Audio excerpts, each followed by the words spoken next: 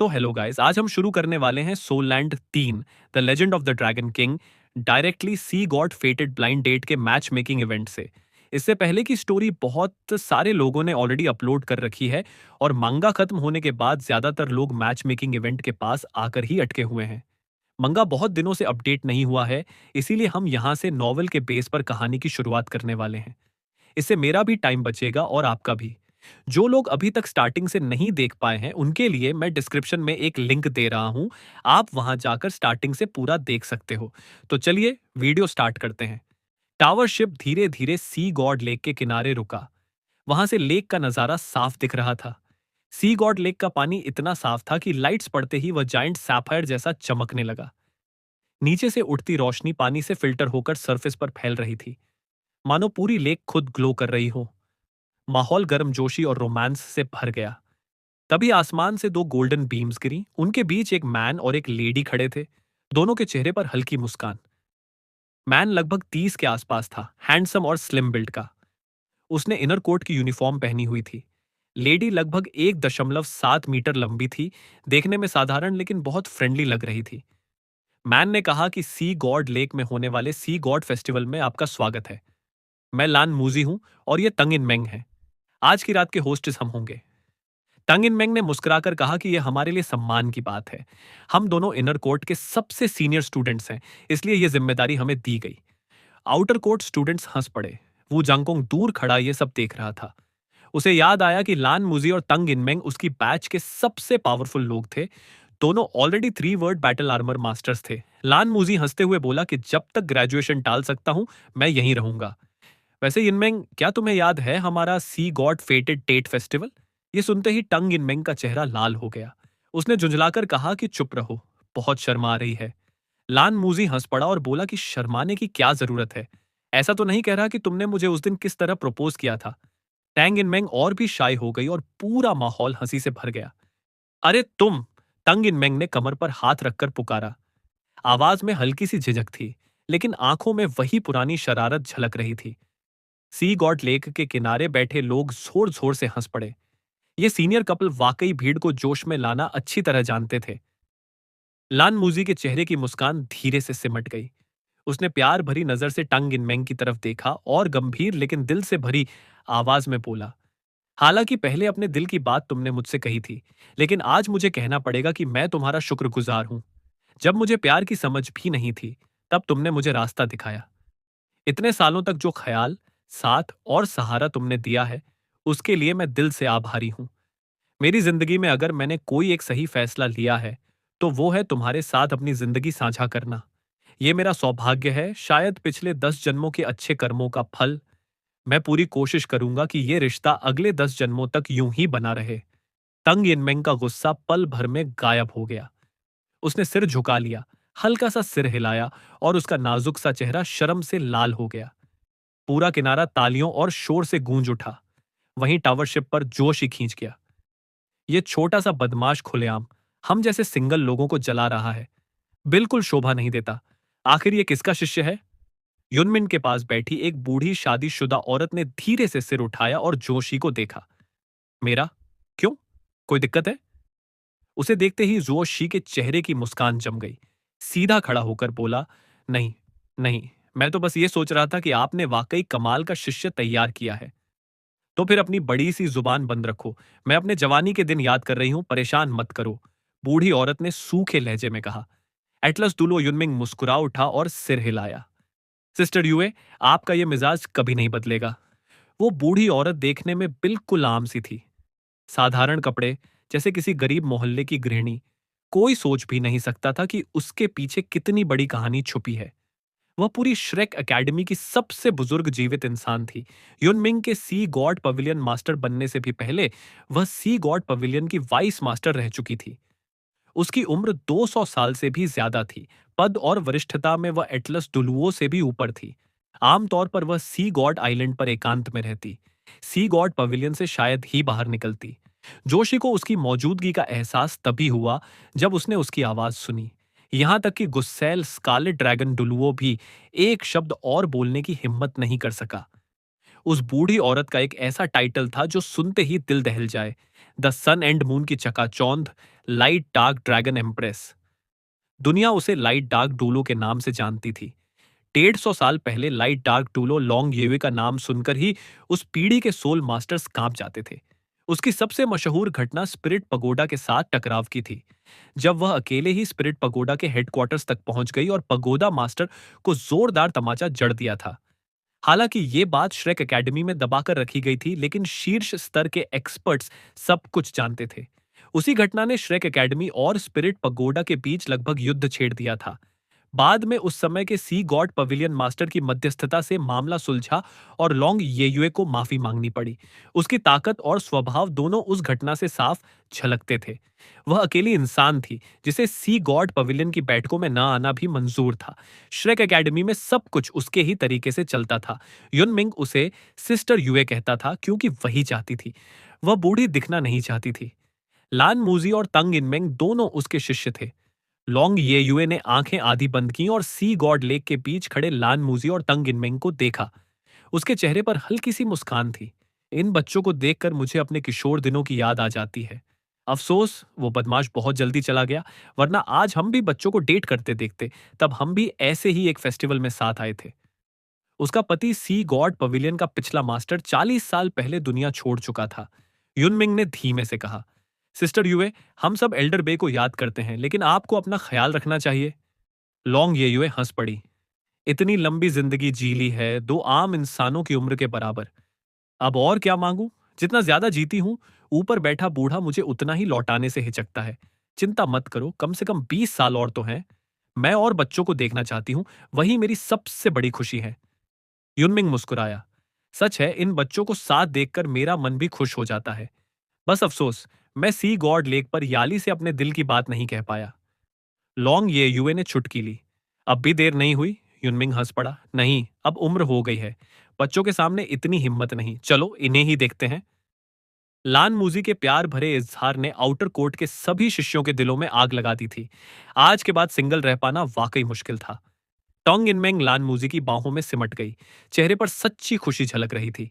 हम पहले ये इवेंट ठीक से कर लेते हैं, रात को घर जाकर इनाम दूंगी, उसने हल्की भीगी हुई आवाज में कहा।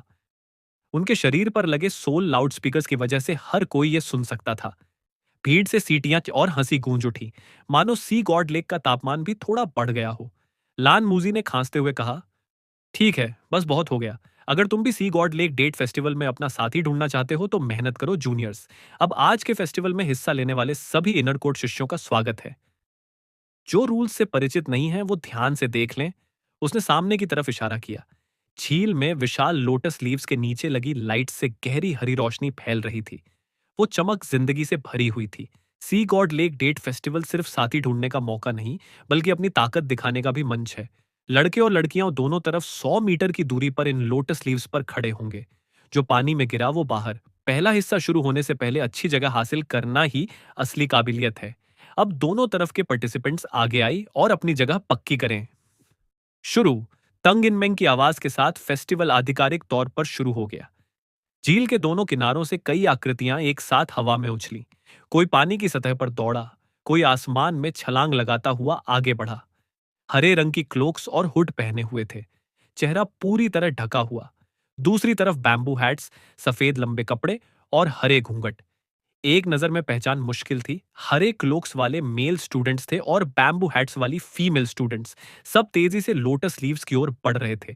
हर किसी की चाल, गति और टेक्निक अलग थी। सब इनर कोर्ट के छात्र थे, इसलिए ध्यान से देखने पर पहचान हो सकती थी। एक बेहद लंबा और ताकतवर लड़का पानी की सतह से उभरते पत्थरों पर पैर रखता हुआ उल्का पिंड की तरह आगे बढ़ा और पहली पंक्ति के बीच वाले लोटस लीफ की ओर झपटा। लेकिन जैसे ही वह उतरने वाला था, एक और छात्र बिजली की तरह साइड से निकला और पल भर में उस लीफ पर काबिज हो गया। बगल की लीफ पर भी रोशनी चमकी और एक और छात्र प्रकट हो गया। तुरंत ही उस ताकतवर लड़के ने दोनों हाथ गोल घुमाए और जबरदस्त सक्शन फोर्स पैदा हुई। नियम थे, कोई शारीरिक टकराव नहीं, कोई सोल स्किल्स नहीं, लेकिन शुद्ध सोल पावर इस्तेमाल करने की इजाजत थी। सी गॉड लेक डेट फेस्टिवल अब पूरी तरह गर्म हो चुका था। पहली पंक्ति के बीच खड़ा मेल स्टूडेंट अपनी जीत पर मन ही मन खुश हो ही रहा था कि अचानक उसे अपने शरीर पर जबरदस्त ताकत का एहसास हुआ। अगले ही पल वह हवा में उछल गया और वही लंबा चौड़ा ताकतवर लड़का उसकी जगह पर आकर खड़ा हो गया। इस तरह थोड़ी ही देर में जबरदस्त छीना झपट्टी के बाद सारे लोटस लीव्स भरते चले गए। झील की सतह पर ऐसा लग रहा था जैसे खरगोश उछल रहे हों और लोमड़ियां झपट रही हों। तेज सोल पावर की लहरों से सी गॉड लेक की सतह पर लहरें फैलती चली गईं। तुलना में लड़कियों की तरफ माहौल थोड़ा शांत था। वे एक दूसरे को मौका देती हुई शालीनता से आगे बढ़ीं, लोटस लीव्स पर उतरीं और आराम से अपनी जगह पर खड़ी हो गईं। सब इनर कोर्ट के शिष्य थे और सबकी ताकत जबरदस्त थी। कुछ ही पलों में हर किसी ने अपनी खास काबिलियत दिखाकर एक एक लोटस लीफ पर कब्जा कर लिया। अब जाकर इस साल के सी गॉड फेटेड टेट फेस्टिवल में हिस्सा लेने वालों की गिनती साफ हुई। पिछले सालों की तरह इस बार भी लड़कियों की संख्या लड़कों से कम थी। यानी वही मशहूर हालात, भेड़िए ज्यादा शिकार कम। इसमें कोई हैरानी नहीं थी। सोल मास्टर बनने में आमतौर पर लड़के ज्यादा निकलते थे और श्रेक एकेडमी भी इससे अलग नहीं थी। कुल 51 मेल स्टूडेंट्स थे। आमतौर पर सही उम्र के और अविवाहित लड़के इस फेस्टिवल में जरूर हिस्सा लेते थे। वहीं फीमेल स्टूडेंट्स की संख्या 31 थी। उस पल सी गॉड लेक का नजारा बेहद खूबसूरत लग रहा था। उनके पैरों के नीचे लोटस लीव्स रोशनी से चमक रहे थे। चारों तरफ झील का पानी झिलमिला रहा था और नीचे से उठती रोशनी की किरणें उन्हें घेरे हुए थीं। पानी के नीचे चारों ओर उजाले का एक बड़ा सा घेरा बन गया था। आज सीए गोट लेक खुद उनका मंच बन चुका था। आज यहीं कई लोग अपना सच्चा प्यार पाएंगे, शायद ऐसा साथी जिसके साथ वे पूरी जिंदगी बिताएंगे। लैन मुझे मुस्कुराया और बाहें सीने पर बांध ली। ठीक है, लगता है सब आ चुके हैं। अगर इतनी वेशभूषा में भी तुम लोग एक दूसरे को पहचान लो, तो वो पक्का सच्चा प्यार होगा। लेकिन मुझे नहीं लगता कि ऐसा होगा। कम से कम मेरे जमाने में तो नहीं हुआ था। सच कहें तो एक जैसे कपड़ों में और पूरा शरीर ढका होने की वजह से किसी को पहचान पाना बेहद मुश्किल था। लोटस लीफ पर पहुंचने से पहले पहचानने का मौका मिल सकता था, लेकिन उस वक्त तो सब अपनी जगह बनाने में लगे थे। दूसरे पक्ष को देखने की फुर्सत ही किसे थी। लड़कियां भले ही लंबी पोशाकों में थीं, लेकिन ज्यादातर की काया एक जैसी, हल्की और सुडौल थी। ऊंचाई और शरीर के आकार के अलावा कोई फर्क पकड़ में नहीं आता था। ऊपर से बड़े बड़े बैम्बू हैट्स और हरे घूंघट, चेहरा देखना तो नामुमकिन था। लान मूजी ने मुस्कुराते हुए कहा, सी गॉड फेटेड डेट फेस्टिवल की परंपरा के मुताबिक पहला चरण कहलाता है मैच मेड इन हेवन। नाम तो बड़ा प्यारा है, लेकिन यह हिस्सा सबसे मुश्किल होता है। 31 लड़कियां तुम्हारे सामने 100 मीटर की दूरी पर एक सीधी पंक्ति में खड़ी होंगी। उनके सिर पर बैम्बू हैट्स होंगे जिनसे घूंघट लटक रहा होगा, यानी चेहरे दिखेंगे नहीं। सीधी बात यह है कि लड़कों, इस चरण में तुम्हें मिलकर काम करना होगा। तुम 51 लोग बारी बारी से या एक साथ हमला कर सकते हो। एक पर करो या कई पर, मर्जी तुम्हारी। लक्ष्य सिर्फ इतना है, उनके सिर से बैम्बू हैट गिराना। जब चेहरा ही नहीं दिखेगा तो गर्लफ्रेंड कैसे चुनोगे, है ना? यही वो मौका है जब तुम अपनी असली ताकत दिखाओगे। जो जितने ज्यादा बैम्बू हैट्स गिराएगा वही उतना ताकतवर माना जाएगा। लड़कियां एक दूसरे की मदद नहीं कर सकती और लड़कों पर हमला भी नहीं कर सकती। उन्हें सिर्फ खुद का बचाव करना है और अपने बैम्बू हैट को गिरने से बचाना है।